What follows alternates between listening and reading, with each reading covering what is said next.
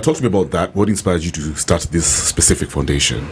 All right. So after working as a police surgeon for a while, so a police surgeon is a doctor who works for the police to assess living injured persons who require some kind of legal process to proceed. So have you heard of the P3 form? Yes.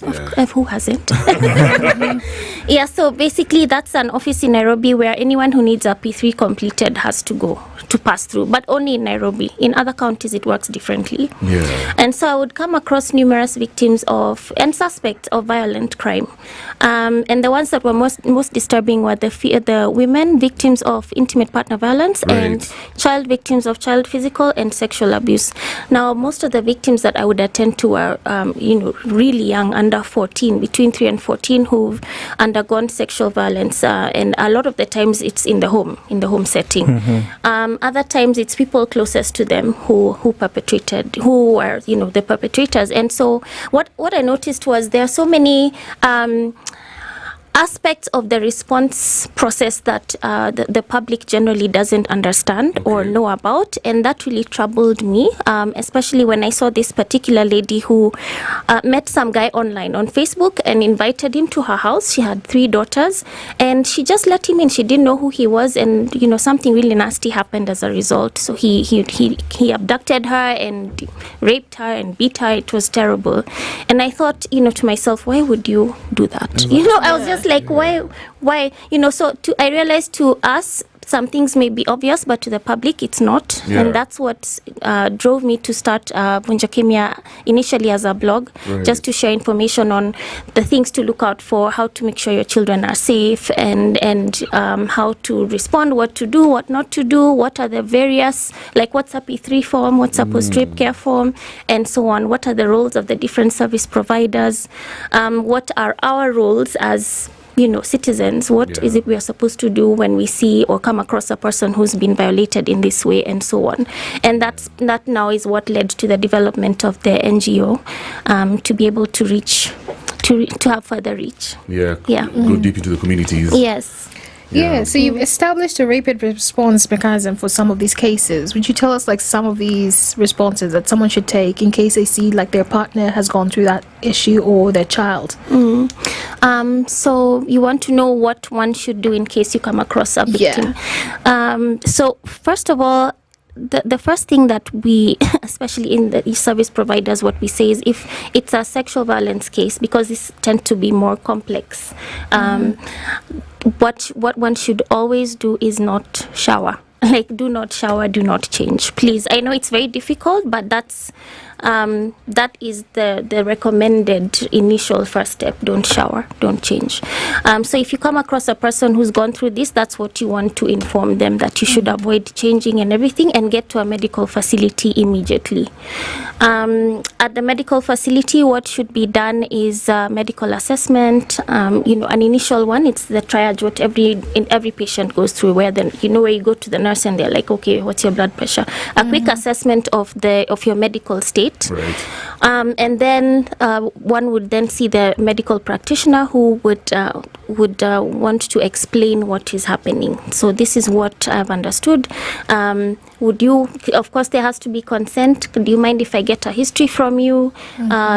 Do you mind if I document it? I would also like to examine you and collect evidence and offer treatment to ensure that you don't acquire certain infections. And it's also important that they know, should there be a legal proceeding, this documentation would be required by the court. Now, I'll just go back a bit. With children, reporting in terms of following a legal process or involving the police is mandatory. Right. But for adults, they can choose. Adults can choose whether they want to pursue it or drop it and just stop at the medical stage. Whatever they want to do is what goes. And that's why it's so important for victims not to change anything that they have on, or you might feel dirty. Some victims feel very, very dirty and filthy, which is understandable.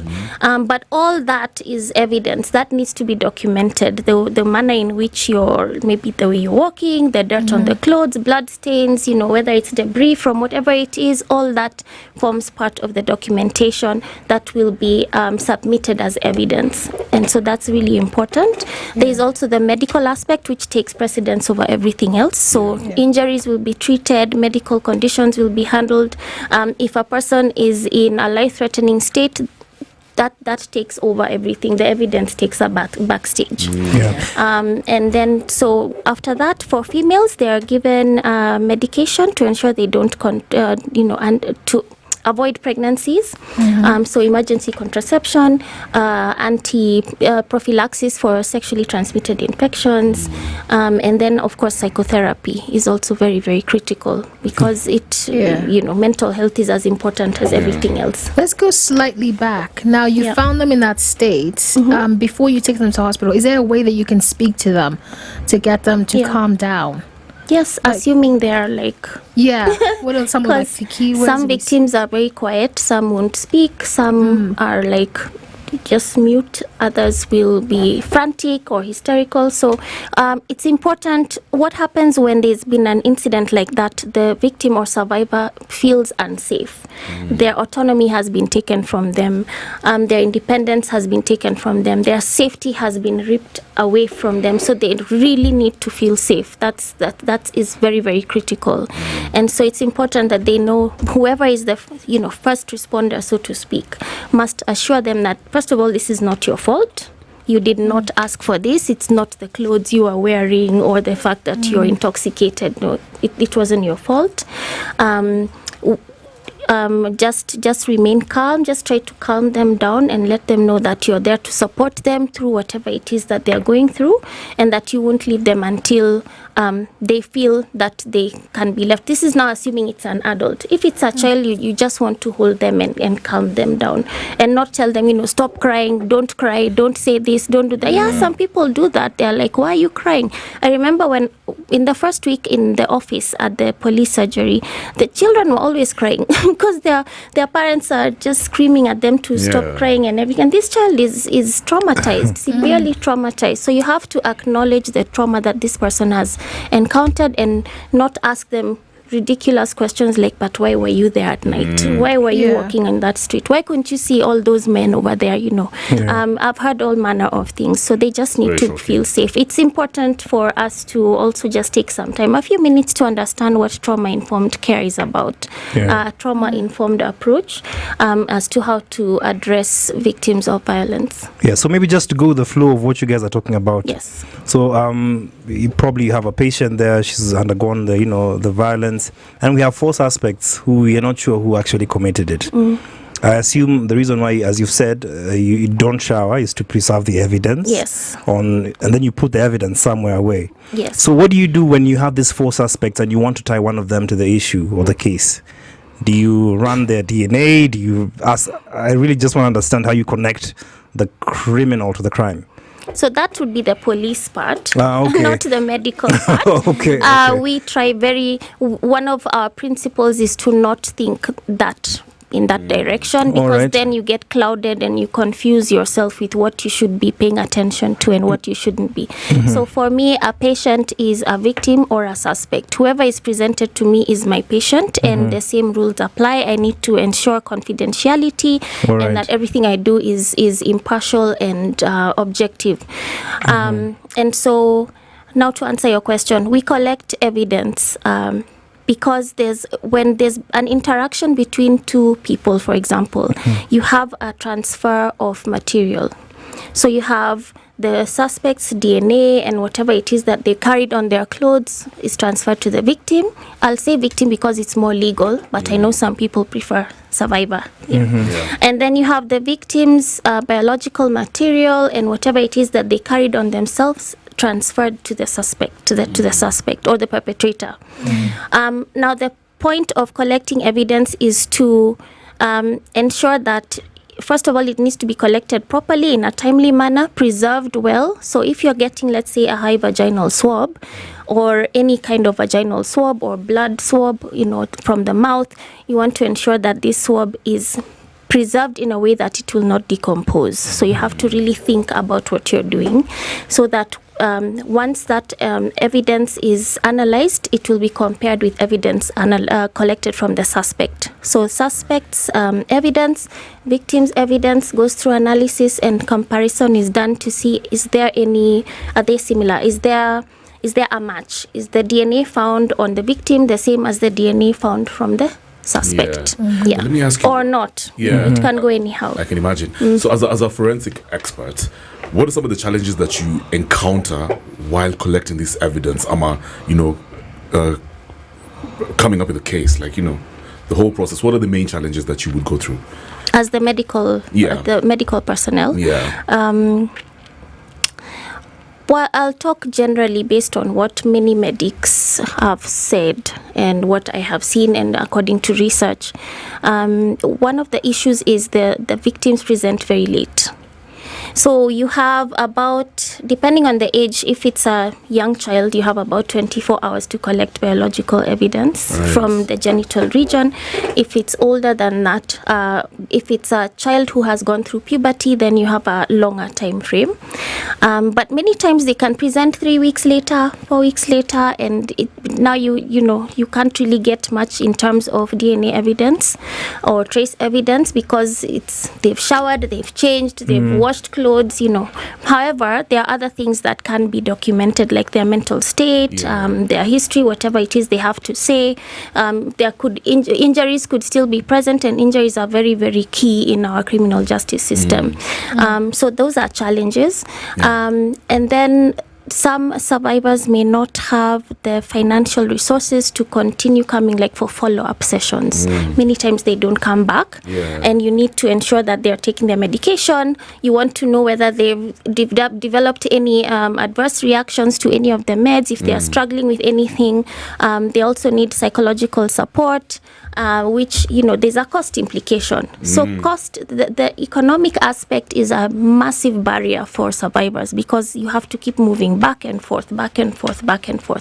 Also having, sometimes I would encounter survivors who don't understand what it is they are going through. So what that means is the first service provider didn't tell them that this is the procedure, and this is why it's being done, and this is where you will end up, and this is why you have to go to this office and that office. So they are confused, frustrated, extremely frustrated. They are fatigued. It's called survivor fatigue. They are re-traumatized from all this moving up and down. And so for me, one of the biggest frustrations is the numerous movements that survivors have to undergo to get the help that they need and to get justice. So when you're speaking, I'm just imagining Kenyans who don't even live in Nairobi.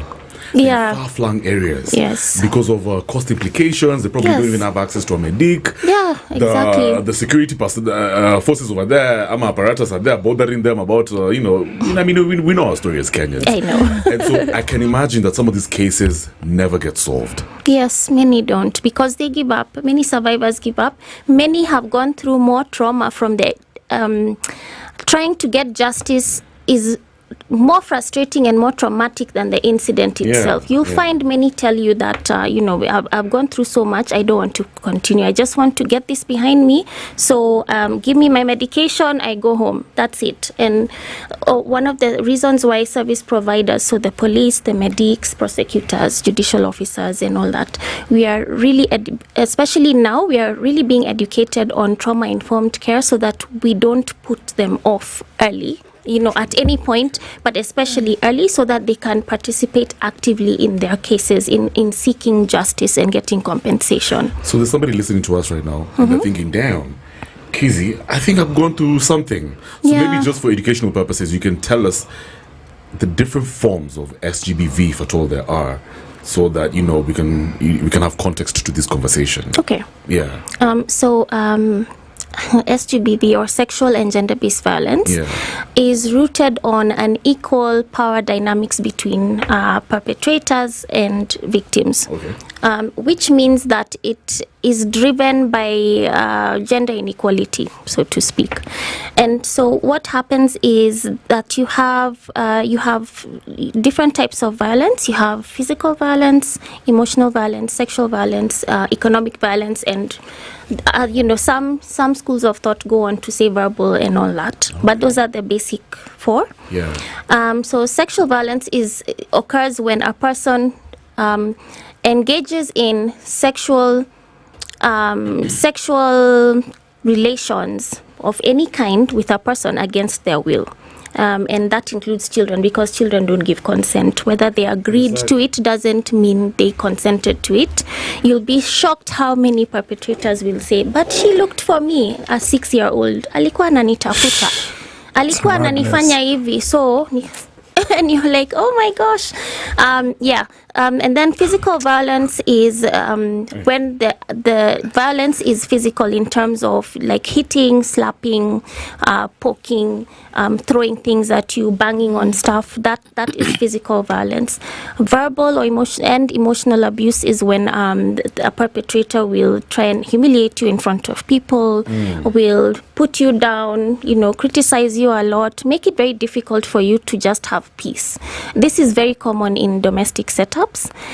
Which one have I forgotten? Economic violence is when for example, in an intimate relationship, one partner denies the other access to economic resources or to funds. So, like for example, a wife needs money to buy food and cook it, and the husband says, "No, I'm not going to give you money." So, that's an example of economic violence where they are deprived of financial resources that they require just to get through the day, to get through life. That's interesting. I'm looking through one of your tweets from 2023 and something struck me, so I just wondered. I tweeted. Yes, it's on X. Let me Okay. It was very profound. So you said if you can have a water police unit, certainly a full equipped SGBV and child abuse police unit is long overdue. What will it take to prioritize this? The data speaks volumes. Aside from polycare, we need specialized SGBV officers as a matter of urgency. How far off have we come with this? Is there any progress with this idea? Because I think it's something that should actually be implemented. I think it's long overdue. So we have in the National Police Service, there's a program called Polycare, Police Care, that is directed, or it was developed to address SGBV cases. And so it was envisioned that Polycare, the centers would be manned by trained officers who have this understanding of gender issues, trauma issues, forensic issues, medical issues, and all that, as well as partnering with other service providers. So the response to SGBV is very multi-sectoral, multidisciplinary. You need your medical personnel, you need your psychologists, you need the police, you need prosecutors, you need social workers. It's really intense. And the idea was to have that brought to the victim, to ensure that you have a victim-centered approach rather than victims going like this, all over the place. Go to this office, go to that office. So that, I think, if it's replicated, would be fantastic for survivors, because then it reduces the distress that they have to undergo, or that they undergo at this point in time. There's a child protection unit under the Directorate of Criminal Investigations, which is really awesome. Very well-trained officers who deal with child abuse issues, mostly complex ones where you have like a foreigner has been reported to be defiled like 100 people 30 years ago. So those are the ones that they tend to deal with, but they can step in whenever they are called upon. So yes, we do need it. Yeah, but I can't tell how far it's gone. Okay. All right, guys, let's take a short break. Remember, you can stream live this conversation, by the way, on www.spicefm.co.ke. We are hanging out with Dr. Kizzie Shako. She's a forensic practitioner, SGBV advisor in the Office of the Chief Justice. And we're going deep, man. It's all about the harsh realities of SGBV in the 254. Right now, OTD, Jirai, Tunekazi. More of the classics and the hits you love. Make some noise. 94.4 Spice FM, Nairobi.